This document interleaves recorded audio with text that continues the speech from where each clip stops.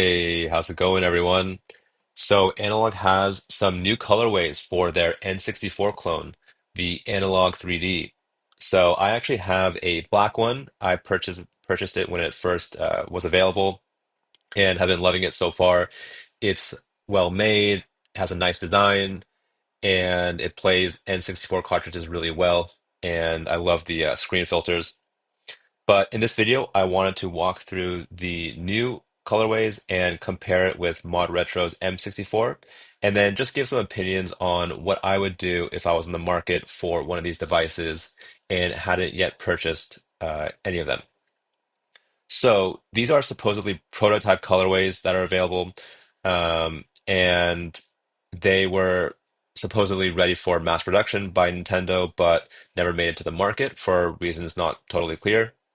And these colors actually look really nice. And at least two of them, I think, borrow from the Game Boy Color and Game Boy Advance. So we have the Atomic Purple here, which is a classic colorway. I gotta be honest, it doesn't look as great as I thought it would, but still looks, pretty decent. And then we have this one here, which I believe was a colorway for the Game Boy Advance, but let me know if I'm wrong on that. And unfortunately, as you can see in the title of this um, site, it is limited. These are limited editions. And so that means you're going to have to compete with other people and also scalpers when you want to make a purchase on February 9th at 8 a.m. PST. But anyways, let's take a look and see if they are worth getting, or if you may be better served either settling for the basic black or white, which as of the recording is still available, or even waiting for Mod Retro's M64, which is expected to release within the first half of this year. So with that, let's go ahead and dive in. Let's take a look at some of the colors on this page and just discuss what I think about them. So, as you can see, they, for the most part, look really nice. I'm loving this extreme green one. I love the blue. I think these two are probably my picks. I, yeah, maybe the third one would probably be this frosty white one. So those three would be the ones that I would go after if I was in the market for one of these. And yeah, I don't know. As I mentioned in the intro, this atomic purple one, it's just not really doing it for me. It just looks a little bit I don't know, like almost brownish and kind of just dead. Um, but I don't know, it's not bad. And then this one here, which is I kind of don't even know how to explain it. It looks good too. I could see like this would be a little bit more understated and could look really nice given the setup of your game room or wherever you decide to put it. So yeah, basically I would go for any of these except for the atomic purple one. But if you go for the atomic purple one, don't get mad at me. Looks fine.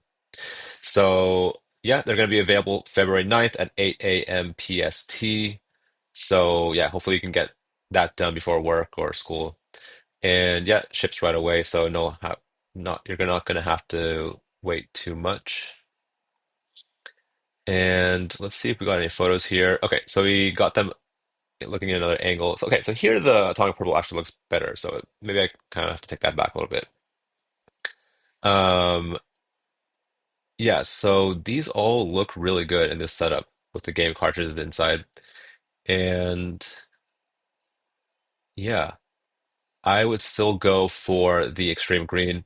I just think like I don't know, if you it's just so fun. Like if you look at this, it just makes you like 20% happier even if you're having a bad day. And these two on the left here, the frosty white, and I think how do you describe it? It's like kind of a light blue. These these ones look really good too. I could see this one fitting in really well to whatever setup you might have. And I love this blue over here as well. I think they look really nice. And yeah, honestly, I don't think you can make a mistake with any of these. So yeah, let's go into the pricing a little bit here. So I'm going to go over to their store. Okay. So one thing that you have to take into account if this is your first time purchasing from Analog is that there's going to be a substantial difference between the price that you see on the site and the price that you actually end up paying for.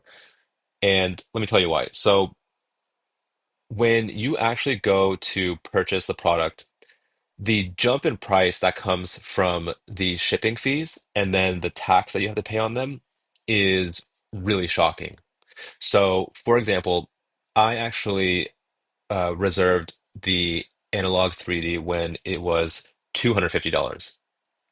However, I paid over $20 for shipping, and then plus the tax, I was almost at $300. That is a completely different price category than 250. It's a lot. And many people have complained about analogs, shipping fees, and rightfully so. There's just be ready for that if you want to purchase these. So it might say $299, but you're probably going to be paying, you know, at least 350, probably a little bit more. And depending on where you live, you could be paying additional import fees.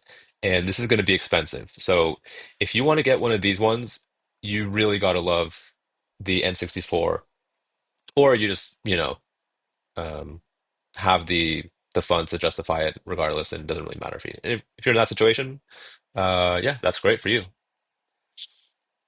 So, okay, so we have these ones, and if we actually click into one of them,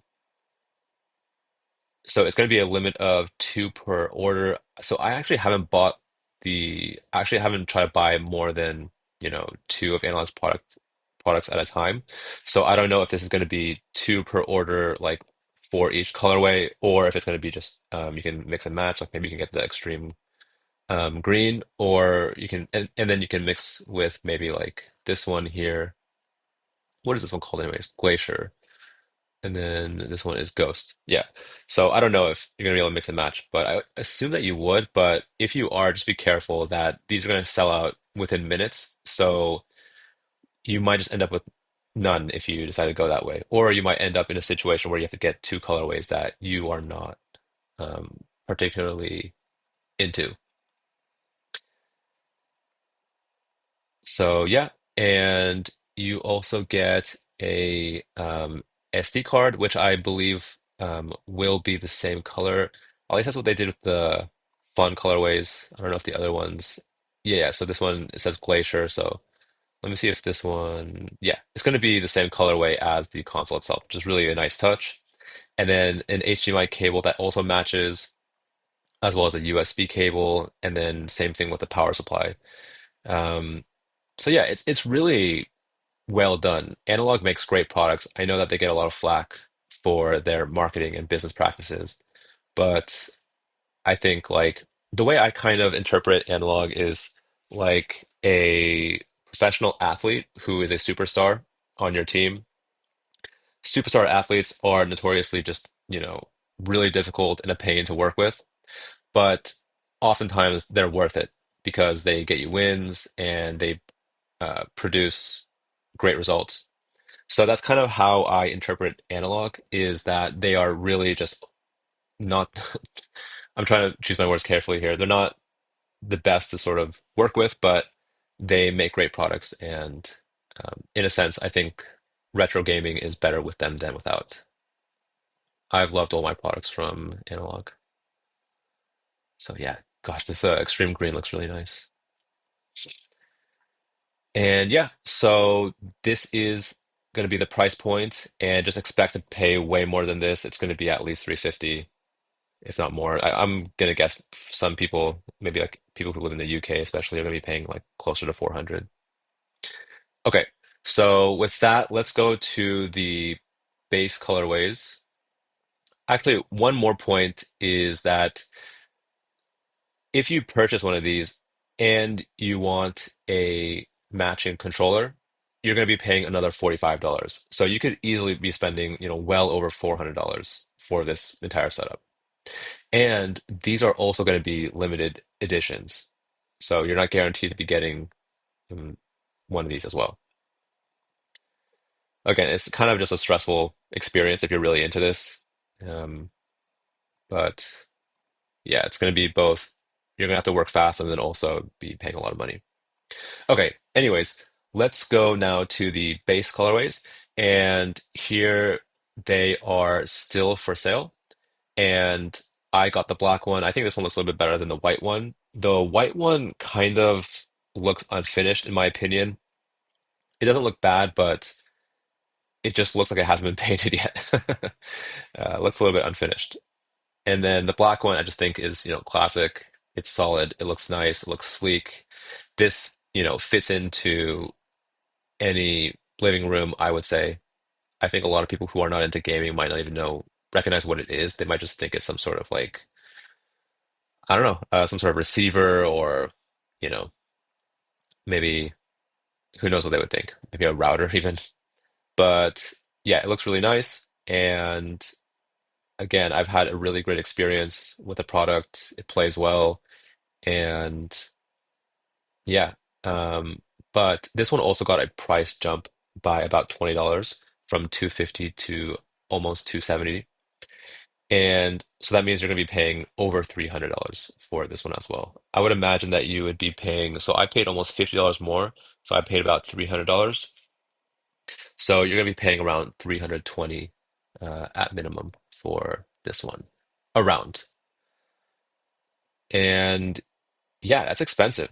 Um, these are not cheap anymore. This is definitely now an enthusiast product. This is not something that if you're just casually into playing N64, kind of wanting to dive into that nostalgia, this is not going to be the product for you. This is expensive.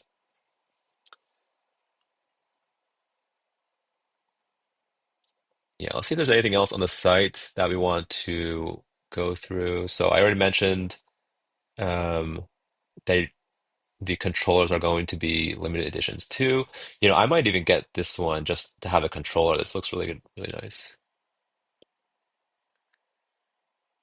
And I wonder if the original Fantastic colors are still available. Like, did these ones sell out? Let's take a quick look here. Yeah, okay, like this one's available. See if these ones.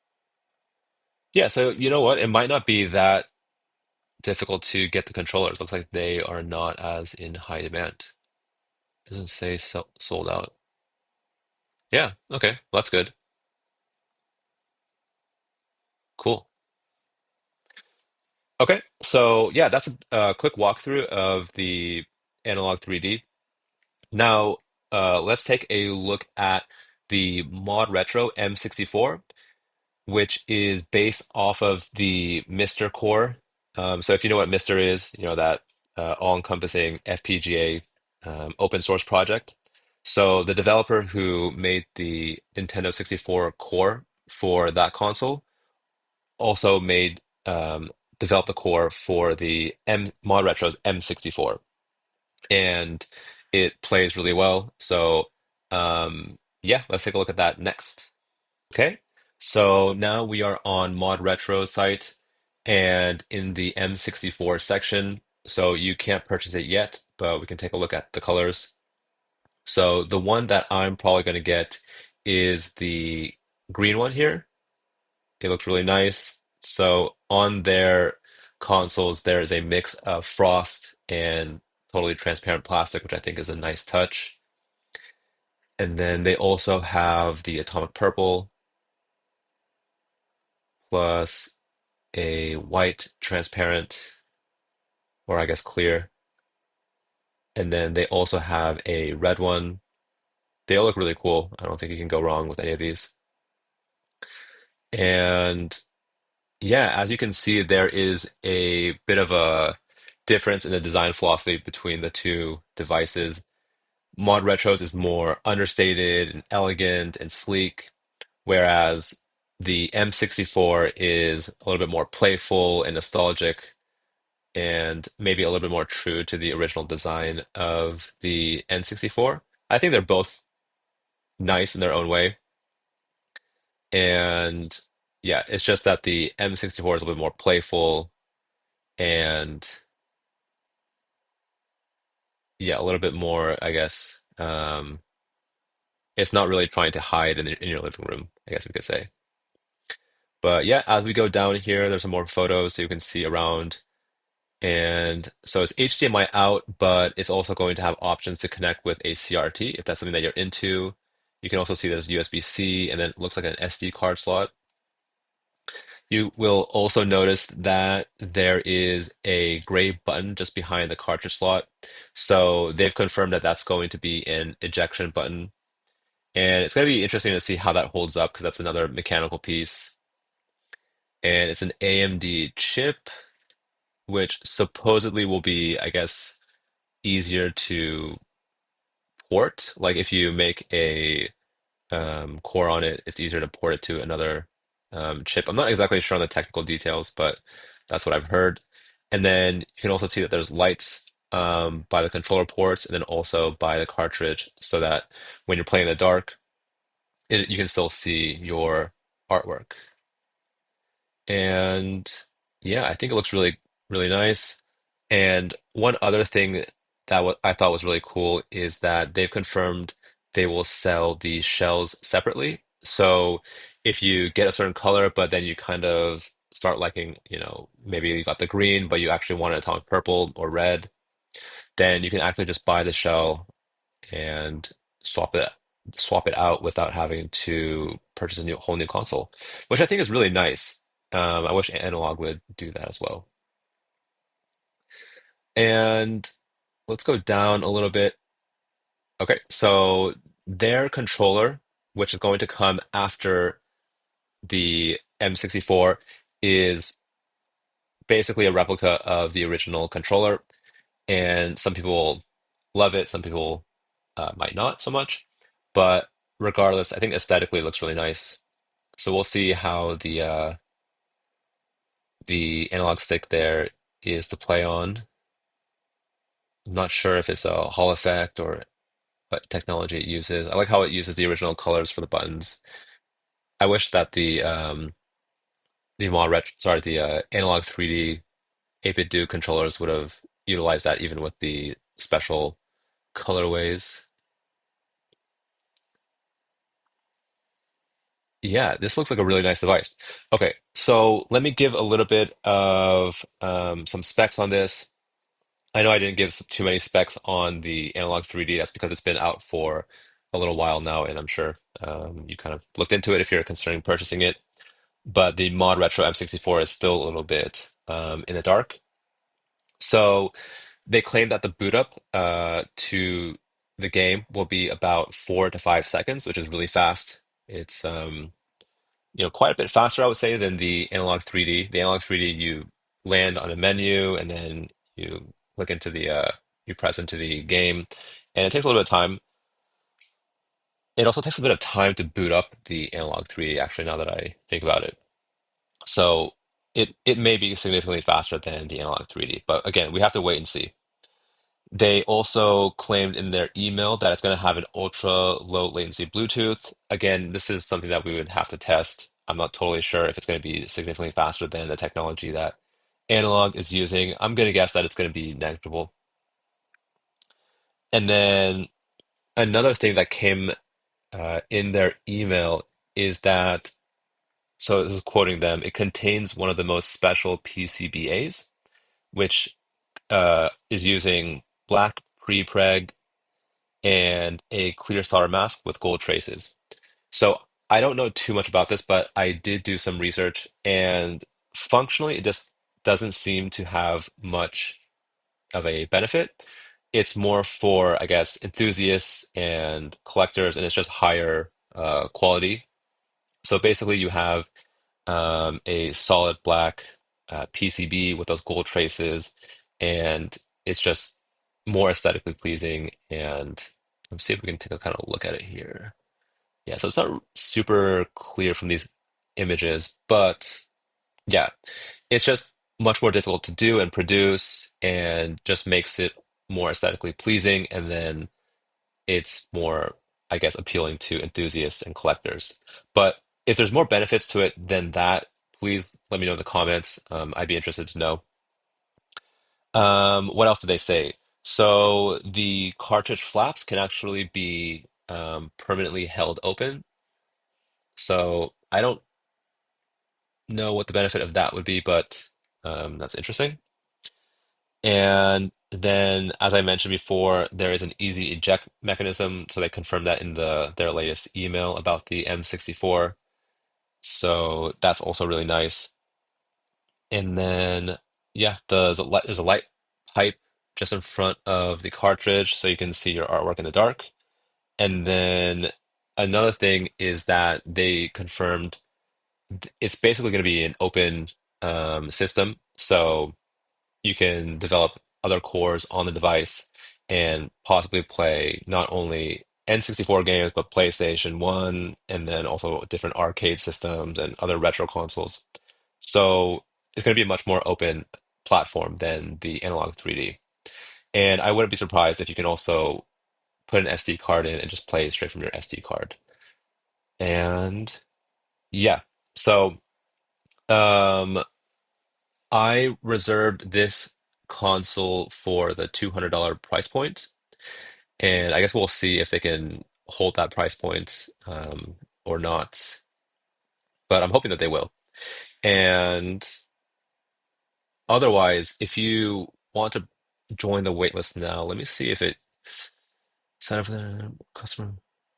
So it doesn't really say $200 will be guaranteed anymore.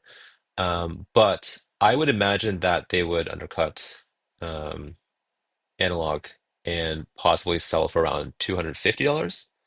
And they also have much more reasonable shipping fees than Analog. But yeah, those are just some tech specs from what I know about the M64. But now let's kind of jump in to discuss what you should do if you're in the market for one of these devices. Should you get one of the new colorways? Should you instead settle for the black or white one? Or should you wait for the M64 and purchase this one instead? Okay, so let's go into that next.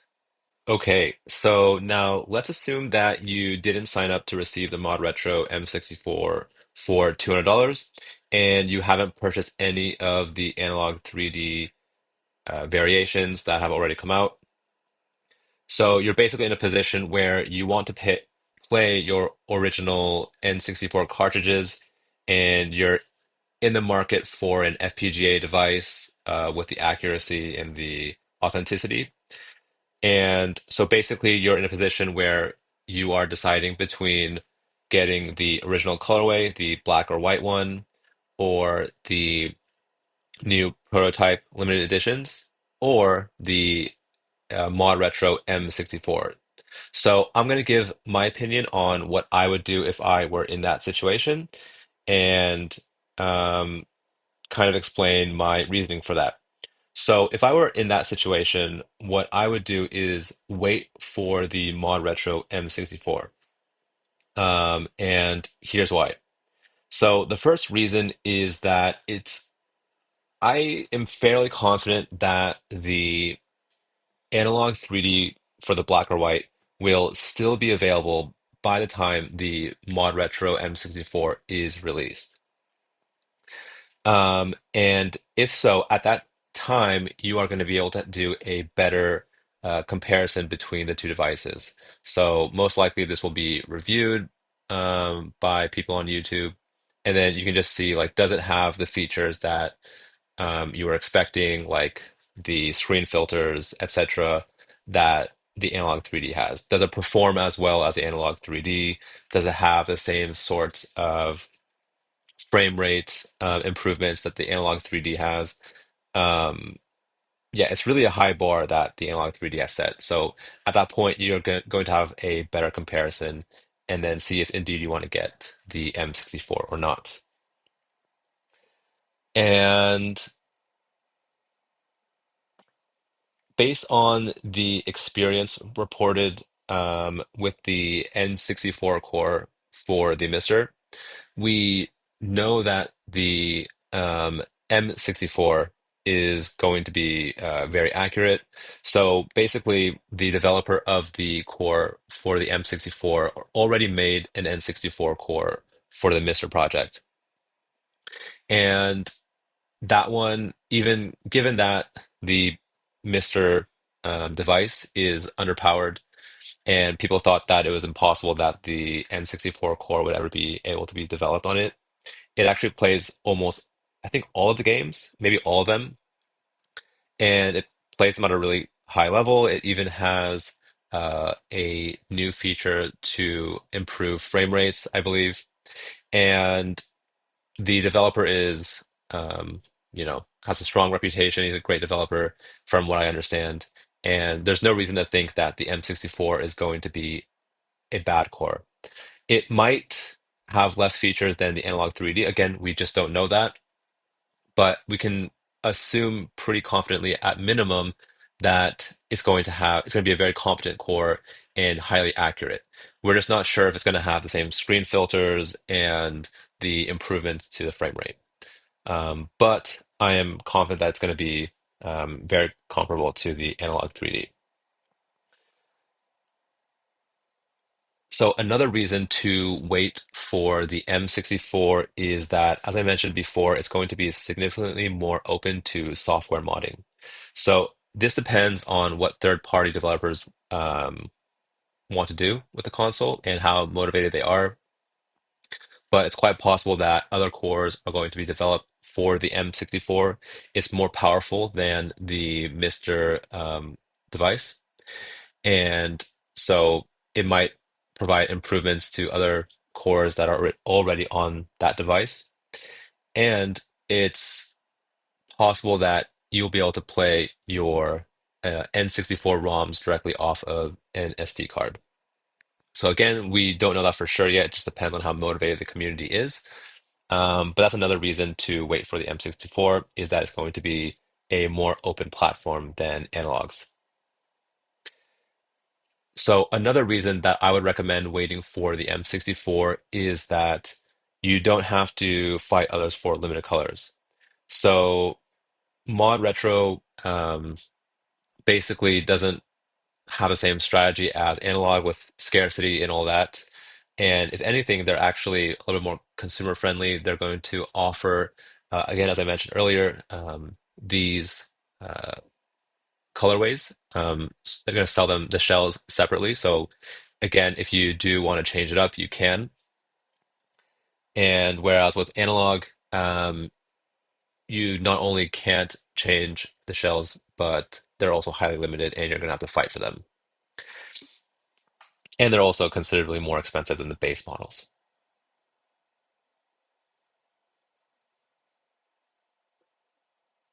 Okay, and then the next reason would be the price.